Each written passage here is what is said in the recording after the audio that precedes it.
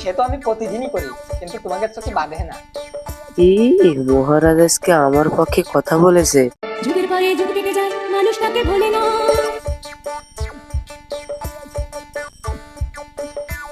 আচ্ছা মহারাজ, রাজসভার কাজ শুরু করলে ভালো হতো বলে আমার কাছে মনে হয়। আচ্ছা মন্ত্রী, ঠিক আছে, কিন্তু গোপাল কোথায়? এই মন্ত্রী, গোপাল কোথায়? আজ্ঞে মহারাজ, আপনি কি ভুলে গেছেন সেদিন আপনি গোপালকে 15 দিনকে ছুটি দিলেন? সে গোপাল আজ 21 দিন ধরে আসে না। ও আচ্ছা মন্ত্রী, আমি তো ভুলেই গেছি যে গোপাল শ্বশুর বাড়ি গেছে। সেনাপতি, এই সেনাপতি, তুমি এখনো কি ঘুমোচ্ছ?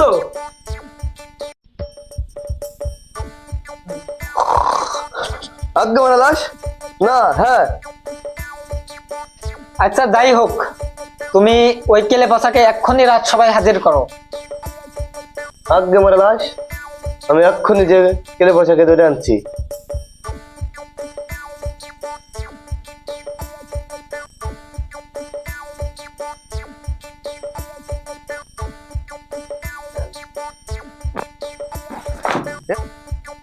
মহারাজ, এই নেন কেলে পয়সাকে।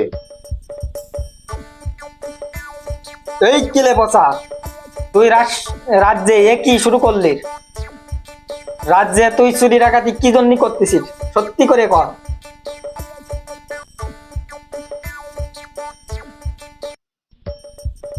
মহারাজ, আমি যা করেছি ওই গোপালের কথাই করেছি। আমি জানতাম মহারাজ, ওই গোপালটাই হলো সব নষ্টের মূল। আসুক ওই টেকোটা, ওই টেকোর আজকে কপাল কি দিবানে। আসুক ও রাজসভায়, ও রাজসভার চাকরিতে বিদায় করেই দেব।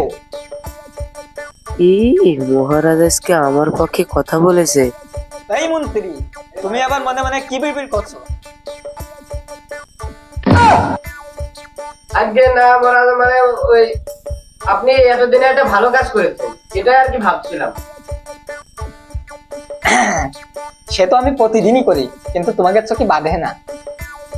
এই সেনাপতি, গোপাল রাজসভায় আজ কয়দিন আসে না, গুপ্তচর পাঠাও, দেখো সে কি করছে। আজ্ঞে মহারাজ, আমি এক্ষুনি আমার কালুদাকে খবর পাঠাচ্ছি।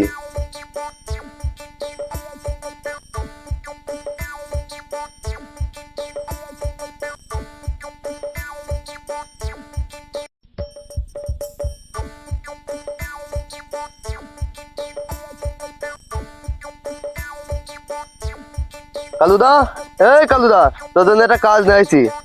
এই সেনাপতি মশাই, আমি এখন হাঁক দিছি, 2 মিনিট অপেক্ষা করো, আসতেছি। এই সেনাপতি মশাই, তোদের জন্য একটা কাজ নাই কালুদা। সেনাপতি মশাই, আমি কাজ করতে পারি, আমার 2 প্যাকেট গুরু বিড়ি দেওয়া লাগবে না, নাই তোমার খবর।